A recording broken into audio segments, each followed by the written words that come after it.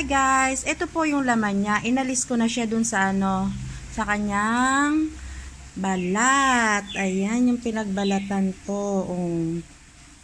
Nitong aking tinatanong kung ano po ito. Sino po kayo nakakakilala niyan? Puno po yung niya, tapos daming bunga, ang hitik. Inamoy ko siya. Parang ang sarap ng pagkaano niya, ng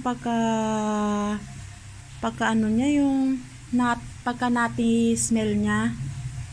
Ganito po siya. Ayan biakin po natin ha.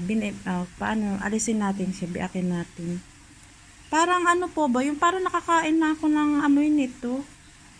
Yeah, nuts po kaya ito? Siguro nuts family to.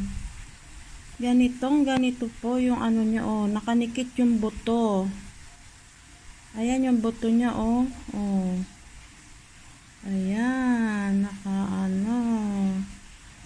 Ayan po siya, Kulay itim. Ang kanyang buto ay kulay itim na nangingintab. Then, yung pong kanyang pag hindi pa po siya hinog, hindi siya nabiyak. Ganyan siya. As pagka po yung hinog na siya, nabiyak lang po siya ng basta. Ayan, ganyan. Nabuka. As ito na nga po yung laman niya.